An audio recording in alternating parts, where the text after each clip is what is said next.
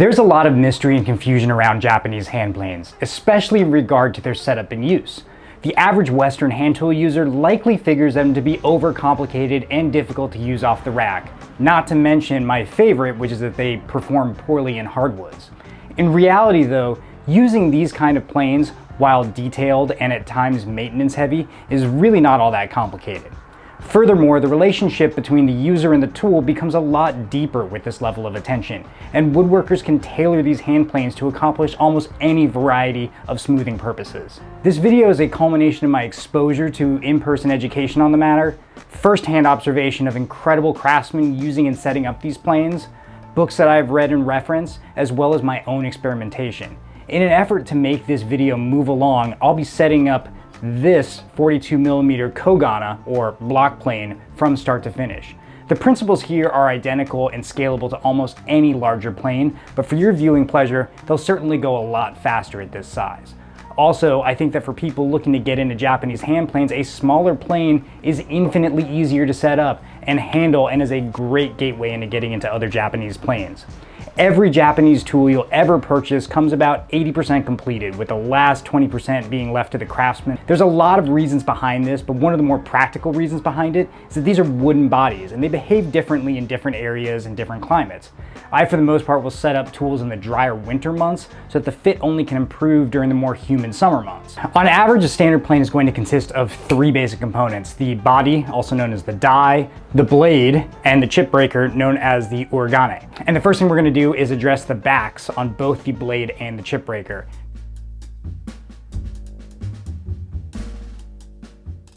So just some basic threshold items here. I have a squeeze bottle full of water. This is a mild steel anvil, so to speak. This is what I'm going to be using to tap out against with my blade. I have a cut down acid brush that I'll be using on my Kanna here. A Kanna is just a very simple kind of device. It's really just a large flat piece of steel. And then I have some stone powder here. And the way this is going to work, first thing, I'll remove my blade. Removing a blade from a Japanese plane is fairly simple. You just kind of keep your finger on your chip breaker and blade, tap the butt here with a hammer, or mallet rather, and everything should, for the most part, slide right out. If it needs another tap, nice tight fit, there it goes. Then obviously, if you want to set it back in, you just push it in, hand pressure, tap it, and it'll start to protrude through. Let's kind of go through the parts here. So you have your itura, which is your cutting edge. That is your area that is just outside of your ura. Your ura is this hollow, and this hollow is designed to make sharpening a lot more efficient. You don't have to flatten this entire area here. You're only flattening this main cutting edge. In order to check that, I'll have to see where this is or is not lifting up. And what I do for that is I use my Kanna to be able to check where my flat spots or high spots may be. So I'm just gonna put a little dab of powder, and this is 4,000 grit stone powder. So this is really like ground up whetstone. And a little spritz of water. And if you don't have a Kanna, you can do this with a whetstone. It just has to be a very, very flat whetstone. And this is a little too liquidy of a consistency. Kind of the consistency you want to get is a little bit closer to toothpaste. Not quite as firm as toothpaste. I'll go just a little more, sort of put a little too much water to start. No, that's a little better. And I use 3,000 grit because I don't want to take a ton of material. What I want to do is just sort of guide where I am, but I do want to actually remove some material. And just right about here, and as soon as I start seeing some of that come up, some of the dark, that means that I'm getting a little material removed. So this dark section right here, right there, that's where it's making contact. It's not really making any contact actually north of this ura. Uradashi, also commonly known as tapping out. Now, Uradashi is a process in which you are trying to alter the shape of your ura for a variety of different reasons. The number one reason being that you are trying to have this entire cutting edge here, or your itura, have actual flat contact. How do we achieve that? You achieve that by tapping on your bevel. Now, there's a little bit of a misnomer in that you're just hammering away in an effort to try to bend this steel here. And that's not really exactly what you're doing. These dots here just represent the proper sort of displacement pattern that you should be going for. You're trying to move this material. So the taps here will displace the material forward, which will then cause this area to start moving in this downward sort of direction. Over time, what you'll see if you sort of overcook this a little bit is that this area going from small can kind of get bigger. Now, your hard steel here, which is what makes up this entire area, is called your Uragane, and that is usually some sort of high carbon steel. Sometimes it's an alloy, and that steel is very hard and it's actually very thin. Advantage to having an ura or a hollow on the back of your blade is more efficient sharpening. So instead of having to reflatten this back every single time you sharpen, you set it once, and then until your bevel wastes away to the point that this zone here becomes small again. And this line is not going to be straight, but we'll just deal with that. Then you can go ahead and re-tap that again for the purpose of re-establishing your cutting edge, or the land, as they say. Now, by displacing material in this manner and shape, you're going to have the safest option in terms of preventing a crack. Now, what happens with a crack? Essentially, you are cooking an area a little too hard, too fast, and this hard steel is going to snap. Now, if you crack a blade, it's not the end of the world. However, there's really a couple different kinds of cracks. After tapping, if you see a crack that is in this direction, then that's kind of not the end of the world. Ultimately, what you're probably going to have to do is grind past that and hope that there's no other stress cracks hiding, and reestablish your bevel, go back to work, re-tap out, etc. However, if you have a crack that is more 90 degrees to the edge, that's going to be a huge problem, because you don't necessarily know how far back this crack is going to go. You can keep grinding back and you may still find that crack there. Those cracks can be a lot more fatal to a blade than something that is either parallel or sort of at that 45-degree angle to the blade edge. Now, tapping out's probably the scariest thing that Japanese woodworkers do, especially in terms of Westerners, and when they're really starting to get into Japanese planes, it's clearly the most intimidating thing. And so what we're going to be doing here is tapping just right here on the heel of the bevel in an effort to, again, bend that harder steel downward. So I have this mild steel anvil, I have this cross peen that is specifically designed for tapping. It's got a nice polished end here, and having support, I'm just going to make light taps.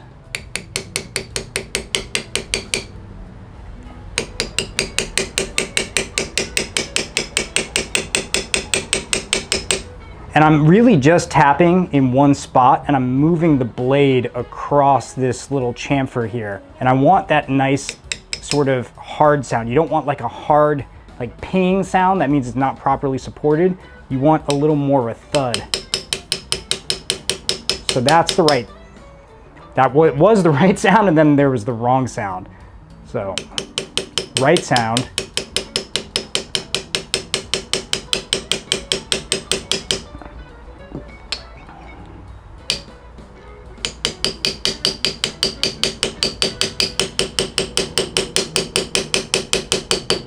I'm sure you can hear those little tonal changes. So sometimes, you know, it's a light enough tap where I'm not really going to, you know, risk the crack, but, you know, those mishits are bad, and they can really compound if you have a lot of them in a row. So right there across the bevel, right on that heel, you can see those little indentations.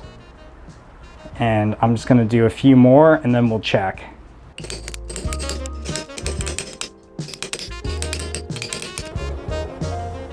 So it's definitely moving. This side needs a little more, and then obviously the center. I'll focus a little more energy towards this side, but for the bulk of my taps, I believe I'm gonna do here in the center.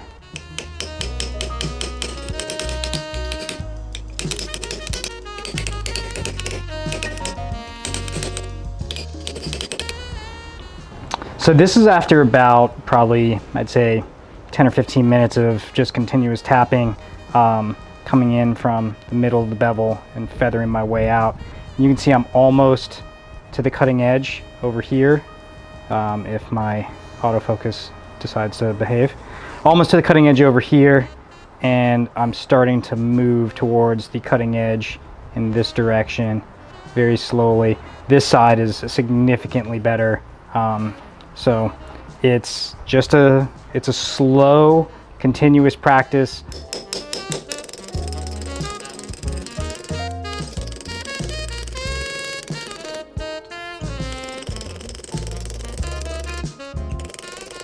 Now, some things that will help that I have not done here, but will do from time to time, is soak the blade in some warm water. You don't want it boiling, but you know, something that's just a little uncomfortable to the touch is definitely helpful, and that'll sort of soften that iron and kind of relax the steel a little bit.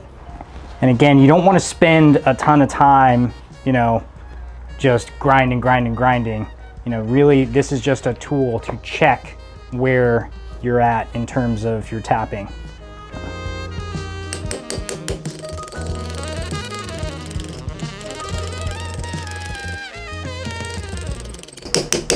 Now, if you don't have an anvil, you can use the end grain of like a large block of wood. I took a class with Andrew Hunter at the Florida School of Woodwork, and we used essentially a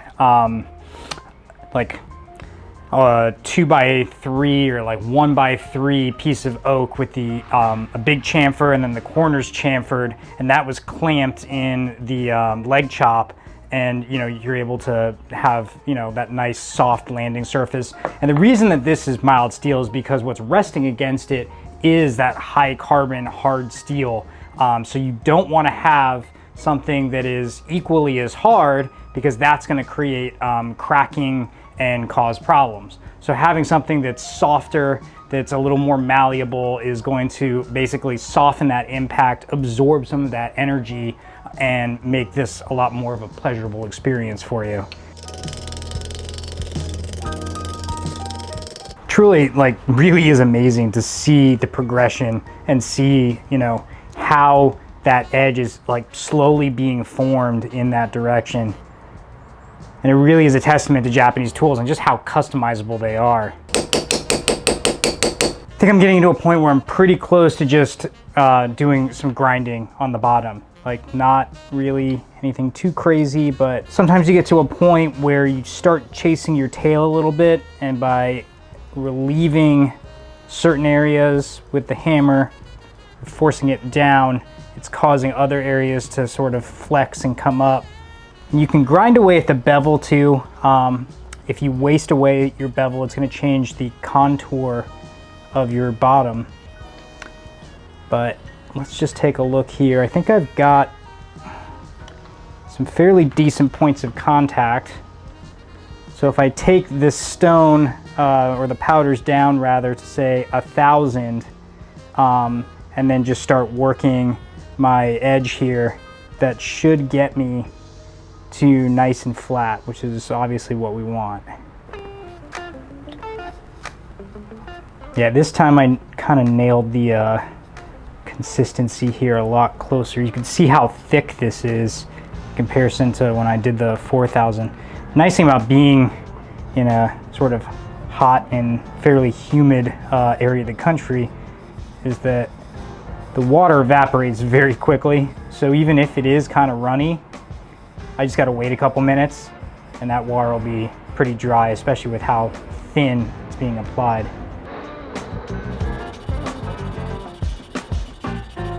Now when I'm doing this, I'm really making sure I'm lifting even a little, just not actually taking it off of plane, but just keeping pressure towards that cutting edge to make sure that that is the area that I am focusing on.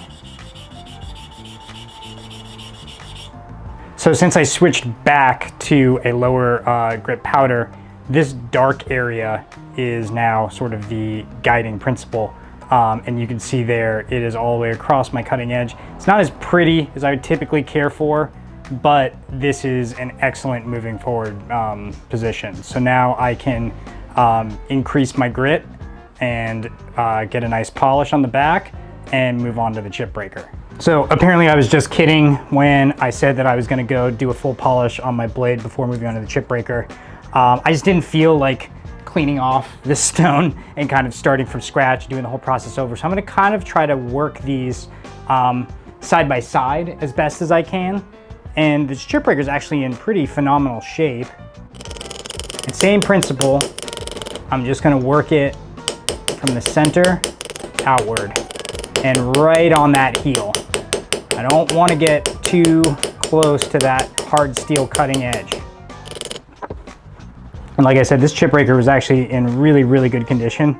It looked pretty flat, just with needed a little bit of curl to it. Make things nice and give me good contact points between the chip breaker and the blade itself. Just a little more, probably focus a little more left.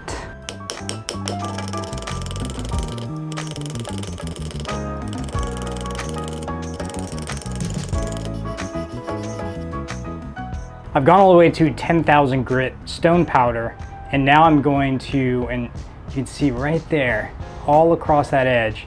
Now it doesn't have to be all the way back here, you just want it across your cutting edge. Nothing too crazy. And then I'm gonna use what's on my Kanna right now, which is Suita natural stone powder. Now the natural stone powder is actually going to knock that finish back just a touch. I really like natural stones. A lot of the Kazurai guys like natural stones a lot. Really, I mean, people that are Japanese woodworkers that actually practice a lot love the feeling of a natural stone. It gives you really great control over your burr and being able to abrade it off rather than use a strop. It's really lovely. So just a little bit here. You know, this is all just polishing at this point. You know, we're not really removing any more material. Once you hit the 8,000 grit powder or even an 8,000 grit stone, you're not really removing any material. You're just getting that nice polish and removing imperfections from your steel. Oh yeah, that's cool. That's giving me a very muted finish across my cutting edge, which is going to mimic exactly what I'm going to do on water stones later. All right, so now that my back is exactly the way that I like it, I'm just gonna run the bevel on the grinder, really just to remove these indentations. And there's a little bit of oxidation that just showed up. The wrought iron and really Japanese steel in general does not have any anti-corrosion properties to it. So in the meanwhile, you have to keep it oiled. You have to make sure it's dry.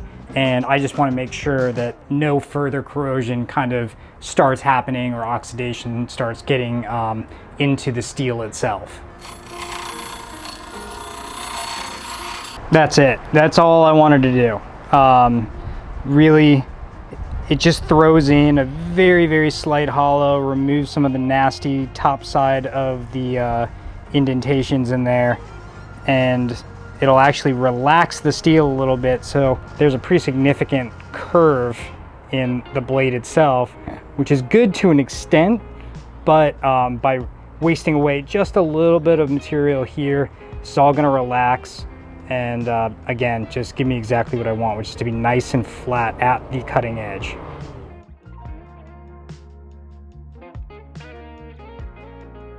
So we have a rare cool day here. And by cool, I mean it's probably like mid-70s. So it's a beautiful opportunity for me to sharpen outside and do some bevel work on this blade. This is my backyard, and I'm very fortunate to have the opportunity to be out here, be comfortable. Got the baby monitor going too, because the little one's down for a nap. And I'm not gonna spend a lot of time talking about the sharpening process. So opinions on sharpening are like elbows and assholes. Everybody's got one. Really, you know, I'm just gonna work my way up from a 400 grit stone. If you remember, I had that little hollow grind on here. I don't need to completely get rid of it, but I do want to obviously hone the bevel, get a burr, be able to wipe the burr off. It could be a finishing stone for a lot of people, I guess, like an 8,000, you know, something in that range. And that's just because I want to prep this for fitting in the die. And once everything is fit, I'll pull it all back out and then resharpen again. Japanese blades, because of the shape of the bevel, because you have a nice big bevel, they tend to be easier, in my opinion, to sharpen freehand without a jig. And just in terms of stoneware, one of the things that I've sort of become accustomed to is working the sides of the stone twice as much as the middle. And I've discovered that when I do that, it tends to make it a little bit easier to keep flat. That is actually working out quite nicely. I'm gonna go to the other side here. And in terms of slurry, more slurry on the stone, including the black from your actual metal that is being abraded off, will cut faster. However, the downside is that your stone will warp quicker and dish quicker. And I've got some tendencies that I'm aware of. I know that my lead edge tends to wear a little bit quicker than my rear edge. So I will do certain passes with my right edge, my leading edge, sort of off the stone just a little bit to kind of keep things a little on the even side.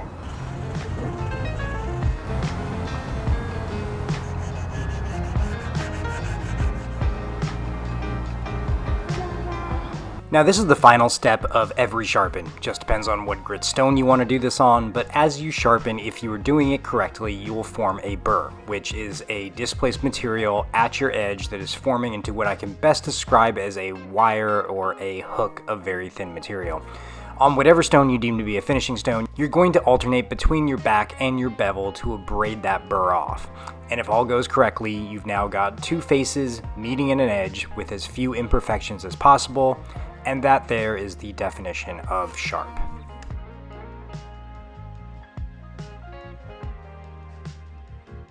Now we're in a good place here to start kind of working on this the actual die itself. So let's remove the blade and chip breaker. And I want to get rid of this pin. Most times these are going to be open on both sides. I do have some die where there's a little plug that covers it. In that case, you can't really remove the pin, which is super annoying, but here we are. I will just use a old drill bit that can fit in that hole and give her a little tap. And that'll show you how it comes out. Fairly simple. Once you get to this point, I kind of take it over to the edge of the bench here and just finish it out. It just pulls right out. And I'm just using my Kanna band as a weight because I'm going to be scraping down, and I'll just keep my die from sliding all around. In terms of fitting the blade itself, the back here has a little bit of a concave, very subtle, usually about 1 millimeter, give or take. And what we want to do is take a little bit of camellia oil and just kind of wipe it on the back. And then using a pencil, we'll just rub off some graphite here, putting it into the body. Just kind of get it hand fit first and trying to ensure that it's, you know, pretty straight going in. Give it a quick tap. And then I'll release it.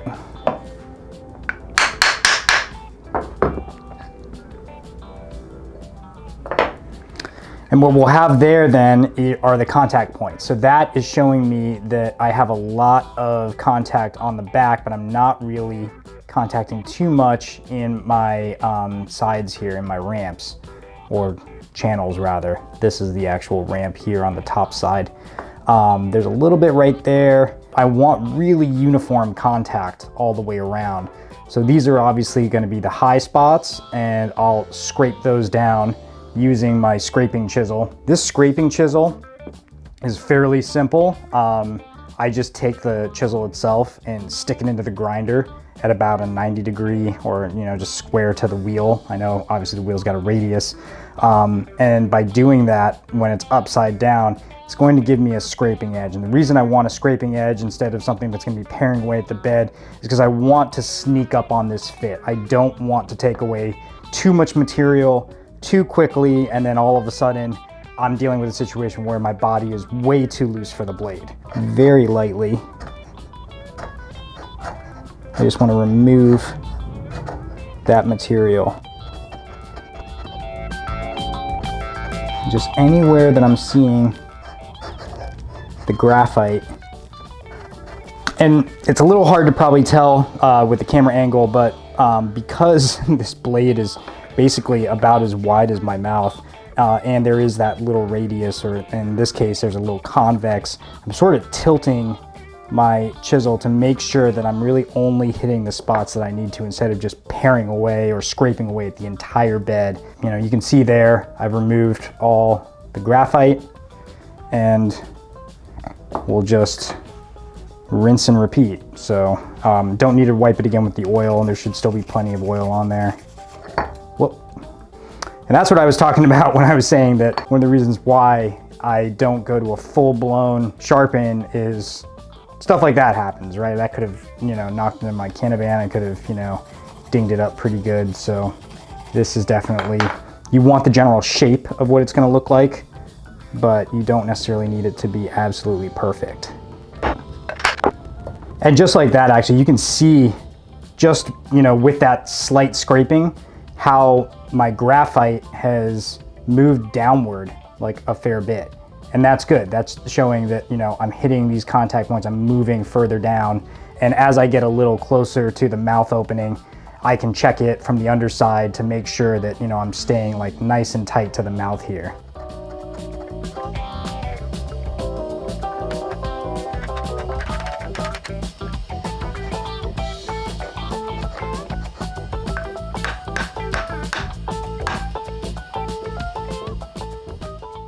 Oh yeah, that's getting nice and close.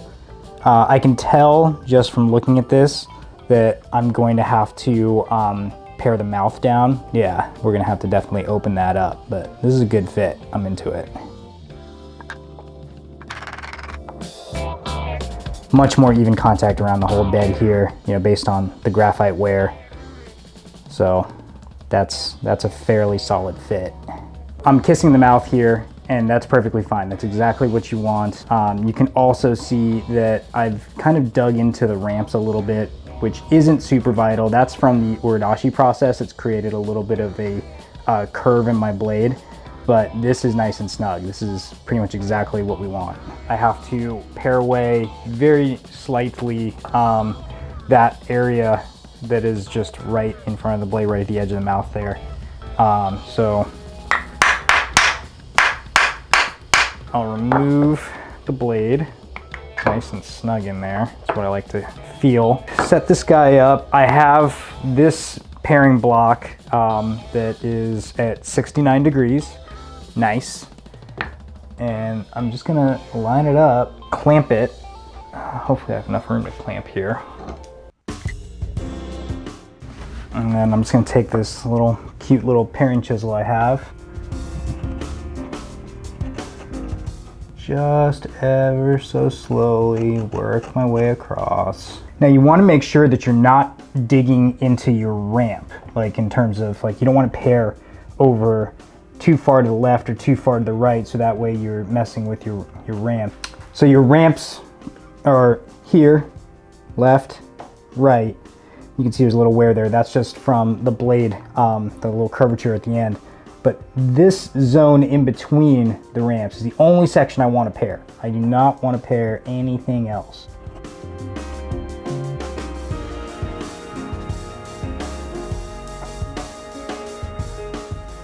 And then once you've cleared it, take this off and we'll check our fit. And this is something you want to do really slowly. That mouth area there is going to provide a lot of support to the wood before it touches the blade, and that's going to give you more tear out prevention. Still not there. It is open though, you can see that.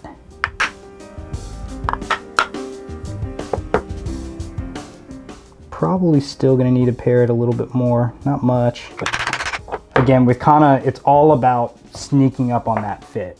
You know, you just have to be super duper patient.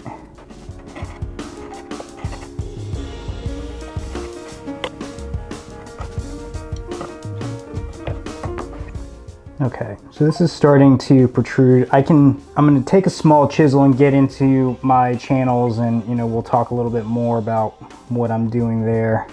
But I think this is a spot where I'm pretty comfortable moving forward, where it's literally, the blade is just over that mouth, and I have a very small gap still. Let's use my smallest chisel here, and I just want to get in and very lightly remove material from this channel.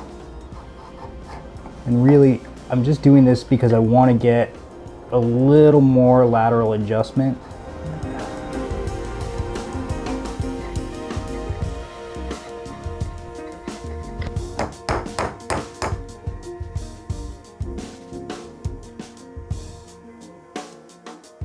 The bottoms of Japanese hand planes are not actually totally flat. Two contact points. One is right here at the front of the plane. The backs on smoothers are entirely relieved. Sometimes they'll even add a third point of contact to the back if you want it to be more of a truing plane. But in this instance, I really just wanted a tiny, small smoother for getting into small spots, or for use on smaller projects too. But before we get into that, before we get into tuning this bottom, we're just gonna flatten this whole thing out because this has come from Japan. It's moved climates. Take a pencil, mark off the bottom. And then because the blade and the chip breaker apply tension to the body, I'm gonna tap these in, but not all the way. So let's just say most of the way. Like, I don't want the sandpaper to touch the blade. That's probably an acceptable distance there. Might be a little difficult to see, but something like 2 mil, something like that, before that blade's gonna make any contact. And then same kind of thing for the chip breaker. Just gonna place it in there. And I don't need to have it set all the way in, but just so that it's low enough to add pressure and tension. Surfacing granite, 120 grit sandpaper. Use whatever grit sandpaper your little heart desires. This is just something that I use quite frequently. And just very gentle light strokes. You don't want this to come and roll or anything like that. You're really just trying to ensure that you're getting the whole bottom nice and flat. And yes, this is my dryer. This is what I share my shop with, is my laundry machines and my water heater. The pencil marks are, for the most part, gone back here, around here. And you don't want this paper to get overly clogged up because that's going to affect your flatness ultimately. All right, that's a point where I'm happy with it. I don't see any pencil marks. There's maybe a little right here, but as I said earlier, this entire back is going to be relieved. So I'm going to scrape all of that out of the way. We'll get to that here in a second.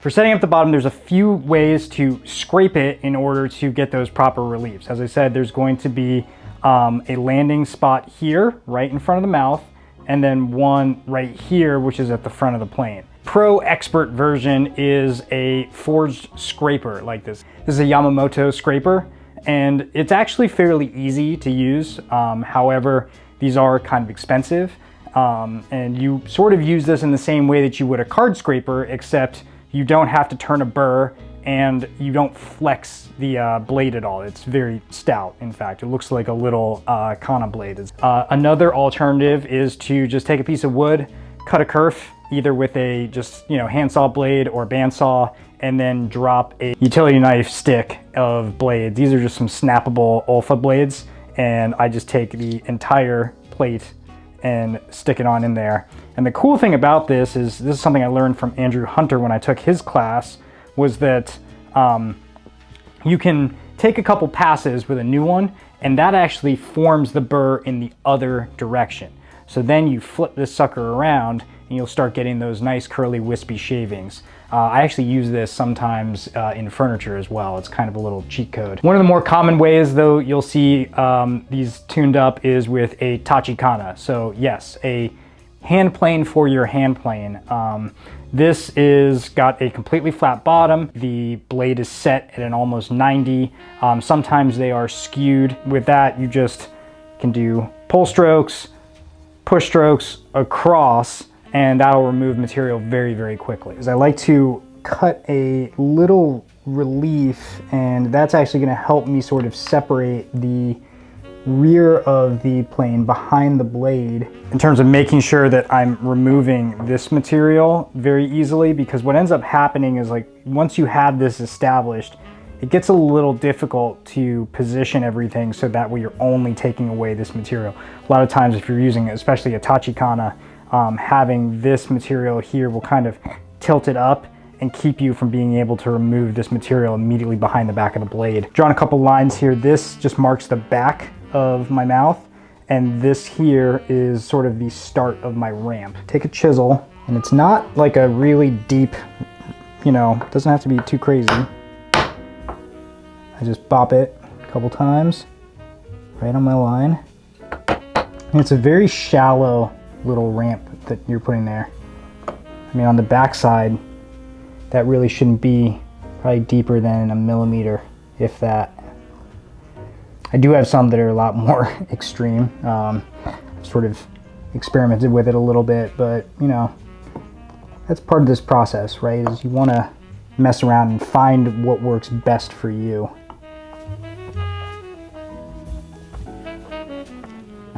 So you can just see that little area is notched out, which is going to make removing material from back here a lot simpler.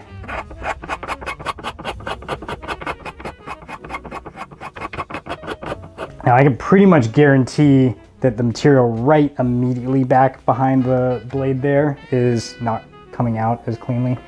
So using the scraper, just make sure to get right on in there. And I'm kind of applying more pressure, or sorry, angling it a little more this way to ensure that that blade's getting that material out of there. You can see the shavings kind of coming off. And really the way that you use this is pretty much identical to the way that you would use this as well. I mean, kind of the same concept.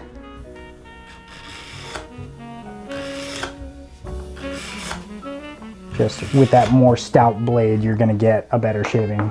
The landing zones here, I like to keep those probably about 1 centimeter. So 1 centimeter here in front of the blade, and 1 centimeter here right at the end. It can taper into it. It doesn't have to be a hard step, but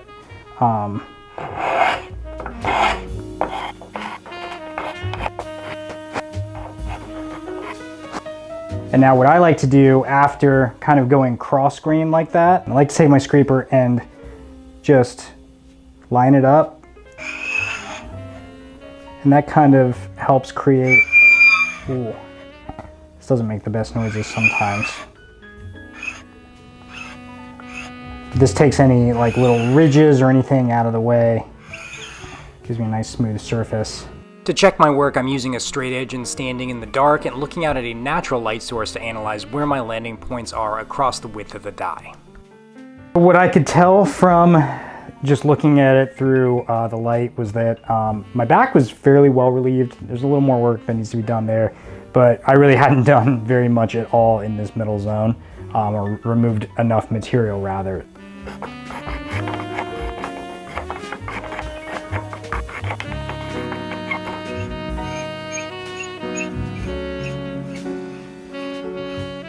And this relief doesn't have to be very deep, I should mention that. So practically speaking, you really should only be able to fit, say, 2 pieces of paper, maybe 3 in that relief. Now the last step before I can finally start testing this out to see if this is a functioning plane is to grind in what's called the mimi, which are these ears here. So you can see there that it is still outside of my, or like, I guess in my ramps. What I need to do is grind these in so that way they fit in here. I'm gonna do something it's a little commonplace, but it's still not quite traditional in terms of grinding in the ears, so that way I can see the chip breaker from the underside, which will help me in setting the chip breaker on a regular, more consistent basis. Taking my chip breaker and just setting it on top here, and you'll see that the chip breaker is just a little bit smaller than the cutting edge of this blade. Now, typically what most folks do is they'll grind their ears here using either a stone or a wheel grinder, as I'm going to do, and have the edges match the edges of their chip breaker, because your chip breaker is the exact opening of this throat, or at least theoretically should be. However, the problem that I have is that when I'm looking at the die and I'm trying to locate the chip breaker's edge through here, it's very difficult to see. You're chasing around for light. If you're on a job site or in your shop, it's just very, very difficult to set. So what I like to do is to grind in these ears a little bit past the corners of my chip breaker. That way I can flip it over to where the mouth is and I can see the little corners poking out. Fairly extreme example on one of my older planes, and you can see there, that's the corner of the chip breaker that is just creeping out. And it's on that side too. That allows me to look on the underside of the plane rather than the top side here, trying to figure out where that's locating.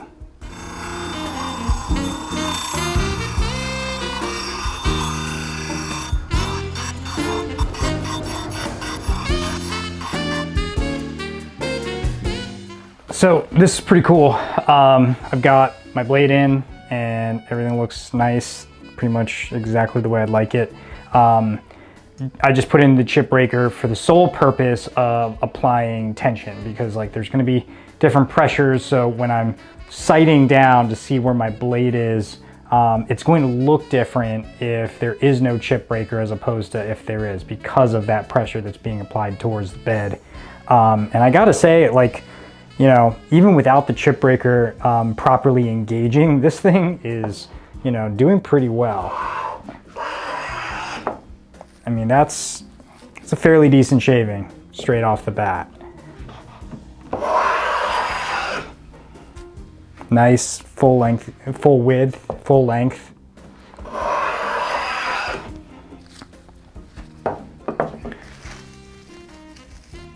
I mean, you can even see there's a knot in this board and it just plows right over that knot. Once you get the chip breaker engaged too, these shavings will have almost no structure. Like they'll be pretty much straight, not curling forward, but spilling out the back of the plane. And you know, that's really the goal in terms of getting the chip breaker set up. Hey everyone, Future Chris here. So as I was getting into editing this video, one of the things I realized was when I was setting up the chip breaker and doing a whole explanation about that, I was recording in slow motion without audio. So instead of having you watch this for the next hour, I figured it'd be better to come after the fact and do a full explanation on the Uragane or chip breaker.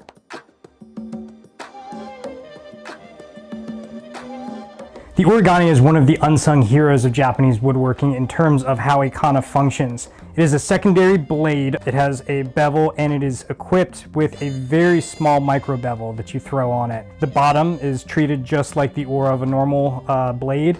You have to flatten it, and laminated chip breakers I've found are far more superior to non-laminated versions, just in the adjustability of them and the ease of setup. Also, you have these ears on the back, and these ears can adjust the height and also ensure that you don't have any rock. So as you can see here, I don't have any wobble or play in the blade. If there is wobble or play, what you would do is you would either raise or lower these ears. Now, if you want to raise or lower them, you just come to your anvil. If you want to lower them, you're going to use the curved face of your Geno, rest it here, bop, and then it's going to lower that down. If you want to raise this, then the way you would do it is you would take your ear, rest it just over your chamfer, curved face of your Geno, bop, and then that's going to curl this over to cause it to raise up. One of the important things to keep in mind though is as you raise up, what you're also doing is you're going to be creating more pressure against your chip breaker pin. Too much pressure can be problematic because as this is going to go in, it's going to have a lot of pressure on your fine edge here, which can cause some chipping on the install. You want to be cognizant of that and make sure that there's not too much pressure or too little pressure when you are installing your chip breaker into the body.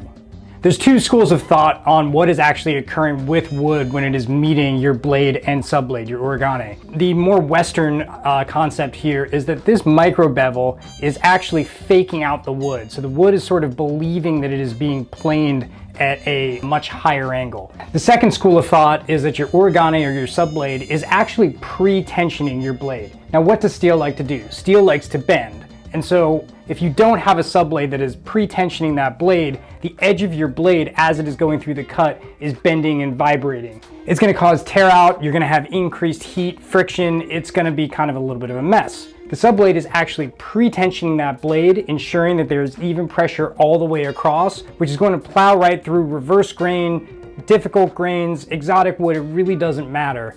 The micro bevel, what that is actually doing is applying an even amount of pressure and giving it a little more stoutness. If that was just a pure edge that was dying into the blade, what would happen is as the blade wants to move a little bit, it would actually cause little chips and fractures in that very fine edge. But by creating that micro bevel all the way across, it gives it a little more stoutness to be able to withstand the forces that it's encountering. Now in Kanna that don't have chip breakers, Ichimai and some other smaller Kannas that are set up in certain ways, what you'll be primarily relying on is the support of your blade from behind the rear part of your Kanna, as well as a really tight mouth to ensure that you are applying pressure right here to this surface that is about to be cut by the blade. Now, how can you tell when your Uragane and your blade are made incorrectly? You take both of them, you put your blade, your subblade rather, all the way to the edge, just in the way that you would typically have it installed inside the plane body. You pinch them, and then you sight down the middle, the gap between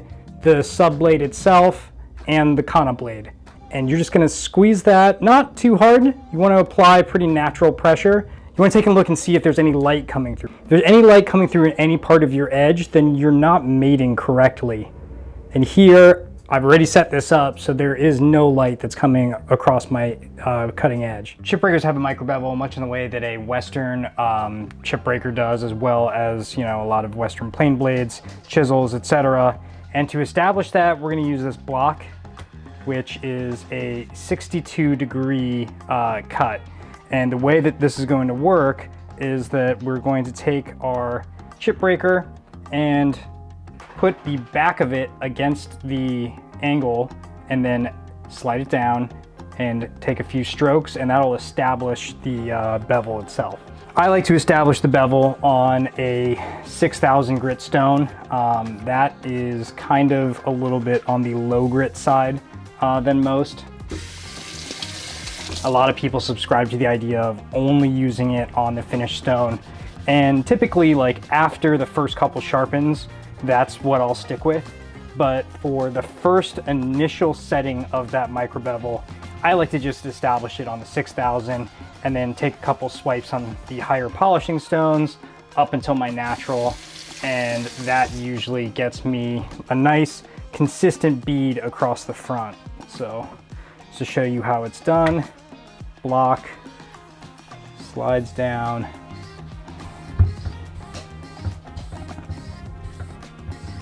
And that should do it. Really, you know, that's about 5 strokes, give or take. And yeah, you know, like I'm looking there, maybe a millimeter, if that. As the shavings are coming into contact with the initial blade, that little micro bevel, think of like waves kind of like splashing against a wall. It's gonna create that effect where the shavings are going to spill up and then have that sort of lack of structure and then come over the back.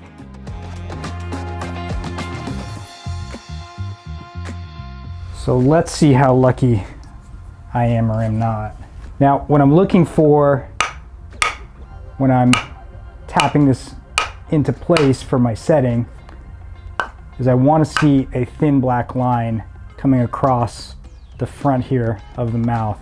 And I have it, but let's say that's like an nth of a millimeter. Like you want it to be a much thinner black line. I mean, it should really almost barely be visible. That might be pretty close. And I would try and show this bit on camera, but I just cannot imagine that there's a way that I can kind of give you guys a first person look at this. I've seen guys like Andrew Wren do this, and you know, one of the interesting things I always remember hearing is he was talking to his son Alvin as he was setting it up, and Alvin would keep thumbing at the blade, and he's like, no, don't do that. Like, use your eyes, you have good eyes. I have a tendency to thumb at the blade. My eyes are not that great. And another thing too is, you know, when in terms of tapping, so you can see that I've been tapping the blade and the butt. If I want to adjust for skew though, I can hit the sides. So let's say this left side here is going to be kind of high. If I tap here, it's going to adjust the skew. So now my right side is a little on the higher side. And this has a tendency to back the blade out just a smidge. So this is actually a fairly good way to set it up. So if you get a little strong of a setting, you can kind of wiggle wobble its way back out to a nice spot. That feels pretty fine. I want to set my chip breaker.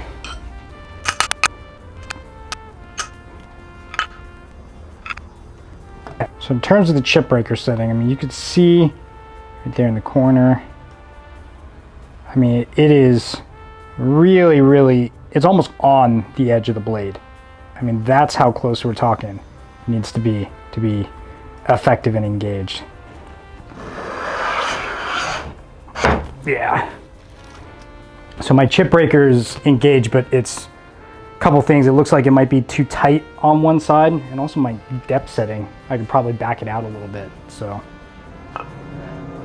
and you can imagine too, just how difficult it is to do this if you're purely looking down just the throat. Like, that's got to be absolutely maddening. And I mean, I can speak from my own experience on that. Like, before I learned this little trick of setting up the chip breaker, setting my blade ears in to see the chip breaker from the other side, like, I don't think I ever really had a proper functioning chip breaker.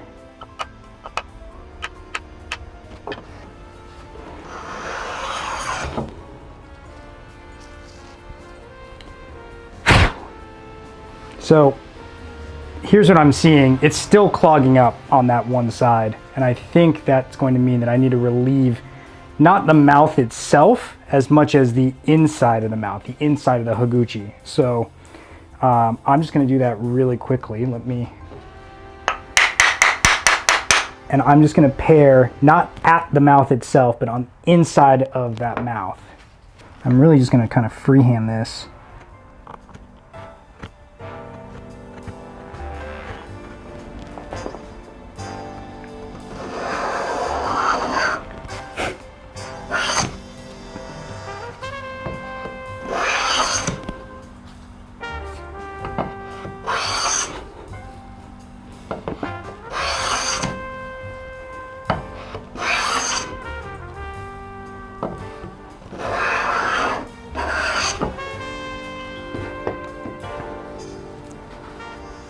That's right over that knot, you can see.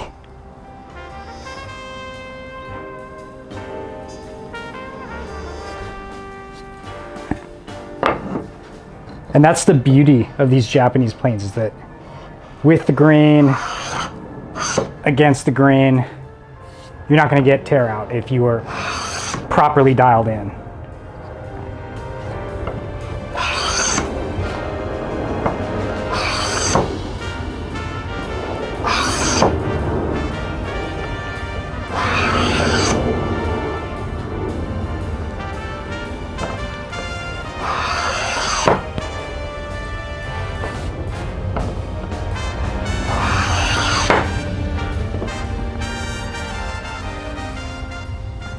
And honestly, like, this blade could even be sharper. 100%. That shimmer is amazing. This does not even require finish. That's the beauty.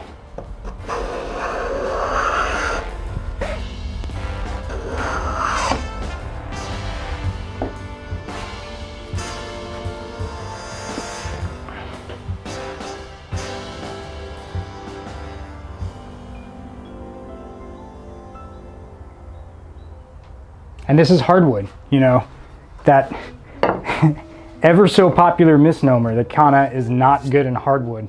Here's a little piece of white oak that I have.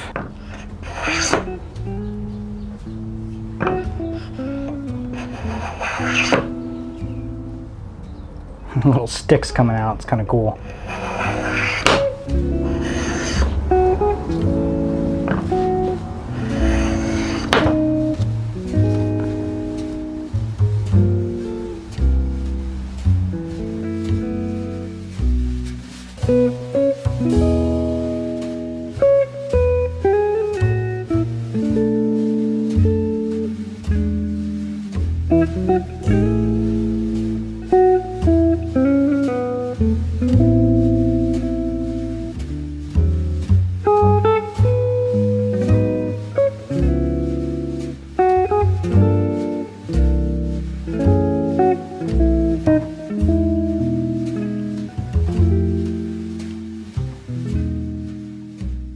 That's going to be it for me on this one. I really hope you found some value in this video. Japanese planes are an absolute passion of mine, along with just Japanese tools in general. And I really think by removing some of the mystery, you're able to just sort of propel yourself in your Japanese tool journey. In terms of literature, there are some great books out there. The seminal book for the most part is Toshio Odate's book, Japanese Woodworking Tools, Their Tradition, Spirit, and Use.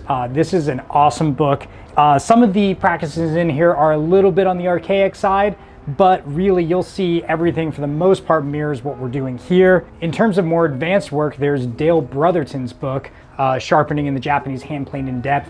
It's a really cool book just in terms of helping you dial in more than just your hand plane, but it really gives you a lot of nuances, and it does it from a Western language perspective. And for those who speak Japanese or are really good at using Google Translate, there are these books on how to get your shavings down to just mere microns. There's other tips and tricks in here too on setting up specialty planes and other specialty Japanese tools as well. And honestly, even if you don't use Google Translate, the pictures themselves really are worth 1,000 words. This video was really fun for me to do and so near and dear to my heart. If you have any questions at all on setting up Japanese planes, please feel free to drop a comment below and I can clarify some points from the video. As always, thanks for watching and see you next time here at Cowdog Craftworks.